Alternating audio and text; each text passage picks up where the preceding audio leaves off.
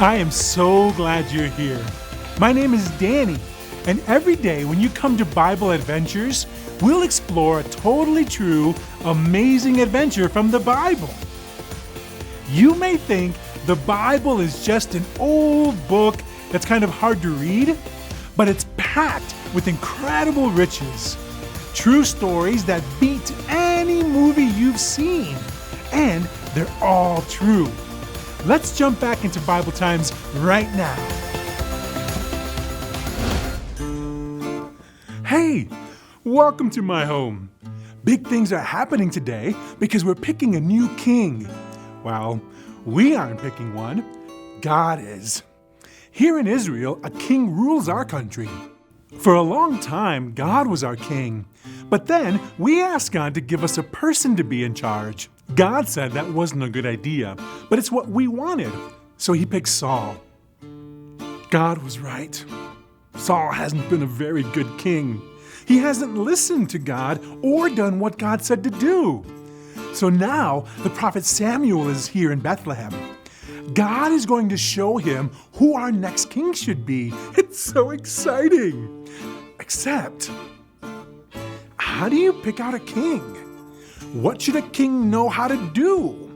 What does a king look like? Sound like? If you had to pick out a perfect king, what would you look for? Talk about that with whoever is doing BBS with you today. If you're watching alone, just think about what you'd look for in a king.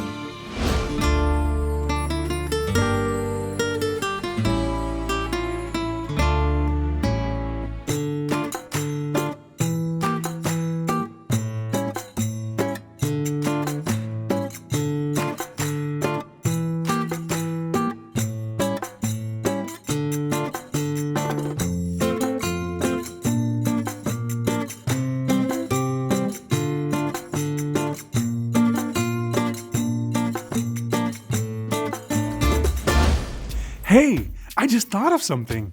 Samuel is here and you're here. Maybe one of you is our new king. If you're able, stand up. Let's see if you might be the new leader. I think a perfect king should be strong enough to scare off Israel's enemies. Show me your muscles.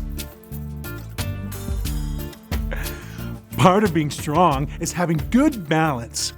Balance on your left foot. Okay, now your right foot. Now leap in the air. Kings should look like heroes too. Strike your best hero pose. Plus, kings have to make good decisions and know lots of stuff, like math. Quick, what's 2 plus 2? 5 times 5? 1187 by the square root of my birthday times 6. Too hard? Oh, and kings have to sound like kings. I think kings should speak in deep voices when they give commands. In your deepest voice, say this: I am your king. Say it louder and deeper. I am your king. Okay, we better stop before we hurt ourselves. Sit back down. So a king has to be everything we said, plus strong, wise, know stuff, look like a king, and sound like a king. Whew, that's quite a list. Talk about this. If you want to be king or queen someday, what on our list do you have to work on?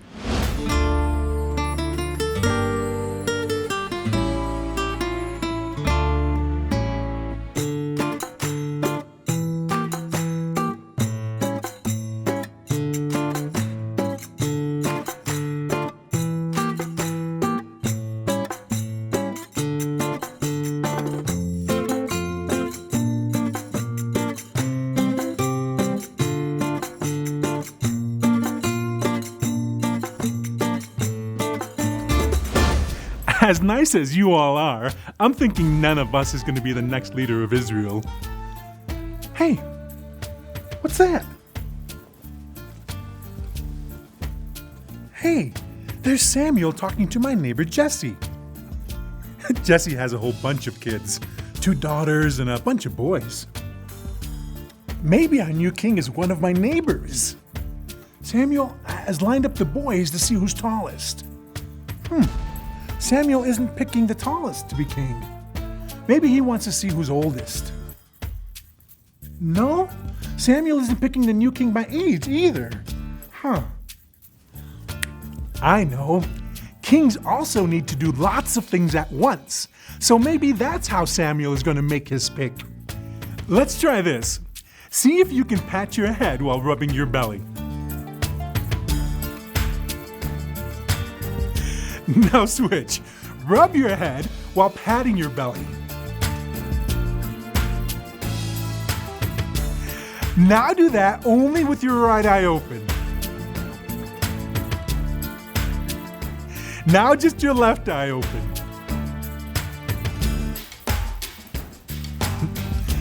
Oh. Everyone stop. Samuel prayed about who to pick, and it looks like he has sent for Jesse's youngest son, who wasn't even in the lineup. But little David can't be king. He doesn't look like a king or sound like a king. But maybe there's something we don't know about him just by looking at him. What's something about you that people wouldn't know just by looking at you? Do this for me. Take a couple minutes and go grab a sheet of paper and a pencil. Then, draw something that people may not know about you just by looking at you. For example, I like to travel a lot, but people may not know that when they first meet me.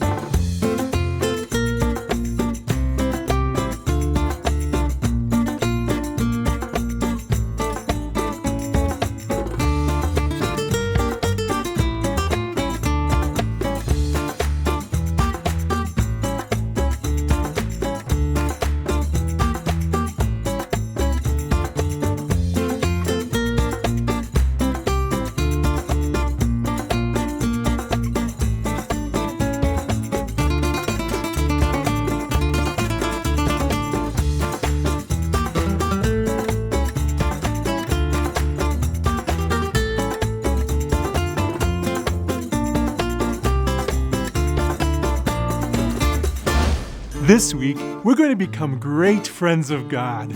God knows you. You are treasured. And He knows you for the treasure you are.